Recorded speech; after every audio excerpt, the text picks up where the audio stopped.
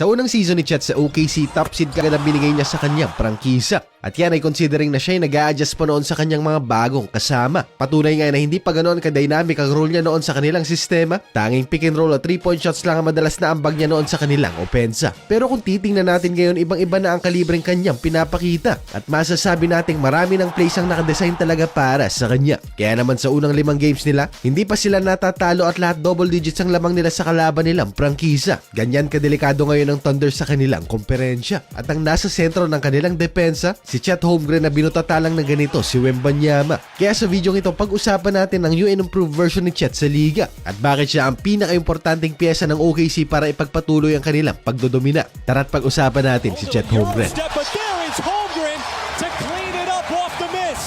Sa unang 5 games ng OKC, 19.2 points, 9 rebounds at 3 assists per game ang kanyang naidala. Pero ang mas nakakamangha ay ang 1.4 steals at 3.8 blocks bawat larong kanyang ginagawa. At sa murang edad nga, malaki na ang kaso niya bilang ang pinakamatinik na rim protector sa liga. Dahil mapasentro pa yan o gwardya, hindi yan nagiging problema sa kanya. Tingnan nyo na nga lang sa play na ito. Cross-screen ni Jokic kay SGA, kaya napilitan si Chet mag-switch kay MPJ. At patunay ito sa impeccable na timing ni Chet sa depensa dahil sabay na sabay silang nag-take off na MPJ sa shaded area. At once mapayungan ka ni Holmgren na naka-extend na ganito ang braso niya, wala nang pag-asang makalusot pa ang attempt nila. And it goes without saying na napakabilis din niyang mag-recover kahit siya ay maiwanan. Yung tipong galing na siya sa kabilang sulok ng court ay mahahabol pa rin niya ang attempt ng kalaban. Kaya ang kombinasyon ng size at mobility ni Holmgren na hindi talaga mapapantayan. At malaki na rin ang naging improvement niya sa lakas ng pangangatawan. Dahil biruin niyo si Jokic na ang kanyang kabantayan, pero nakakasabay pa rin siya sa kaldagan. Kaya kahit naiwan sila ni Jokic one-on-one, nahirapan pa rin si Joker na siya iskoran. At last year, hindi pa siya ganito kalakas sa ilalim. Kaya naman mas naging mahigpit ang depensa ng Thunder this season. At sa opensa naman, mas dynamic na ang role niya ngayong taon.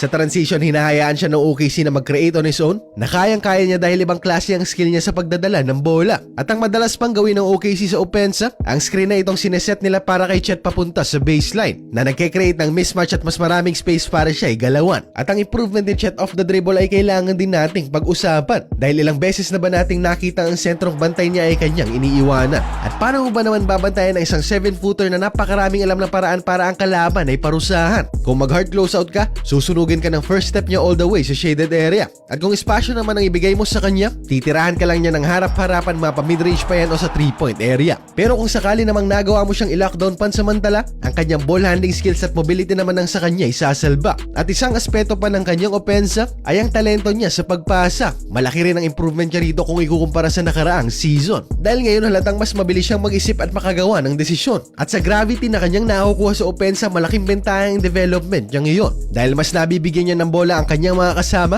na nag-aabang sa ilalim, sa corner o mga backdoor cutters papunta sa shaded area. At sa talentong meron ng OKC, siguradong hindi naman masasayang ang mga pasa niya sa kanyang mga kasama. Kung si SGA, Williams, Ludort ba naman ang recipient ng pasa, ay wala kang dapat ipag-alala. At ito mismo ang nakakatakot sa kanilang prangkisa. Bukod kay Chet, napakarami pa nilang alas na kaya magdala ng kanilang opensa. Kaya ang 19 points per game ni Chet ay bonus na lang talaga yan para sa kanila. At ang pinakamalaking role niya sa kanilang sistema ay ang kanyang depensa. Diba? Kung naghahanap kayo ng legit, safe at legal na betting platform, andyan ang Masaya Game para sa inyo. Napakaraming pwedeng laruin sa app na ito. Merong Mines, Rocket, Toss a Coin, pero ang pinakapaborito ko, ang classic na color game. At kung makikita nyo, pwede kang maglaro kahit 5 piso lang ang taya mo. Kaya kung gusto mo lang talagang mag-enjoy, ay pwede ka rin dito. Tumaya lang kung magkano ang iyong gusto at hintayin kung gaano kalakas ang swerte mo. Bukod sa pwede kang pumaldo, napakasarap pampalipas ng oras nito. At kung gusto mo naman sumubok ng ibang laro, hindi ka mauubusan ng options dito. At pwede mong subukan lahat ng ito. Kaya ano pang hinihintay nyo? Click na ang link sa ibaba at mag-register gamit lang ang mobile number mo. At simple lang din ang pag-cash in dito gamit ang GCash o Maya. I-click lang ang wallet shop sa baba, piliin kung magkano at ano ang gagamiting pang cash in at bayaran ang amount na nakalagay sa screen. At sa bawat cash in dito may bonus coins ka pa. At kung ikaw naman ay pumaldo na at gusto nang mag-withdraw, i-click lang ang withdraw button sa baba at diretso na yan sa GCash mo. Ganun lang kasimple. Kaya i-try na ang Masaya Game at sabay-sabay tayong mag-enjoy. But as always, please gamble responsibly.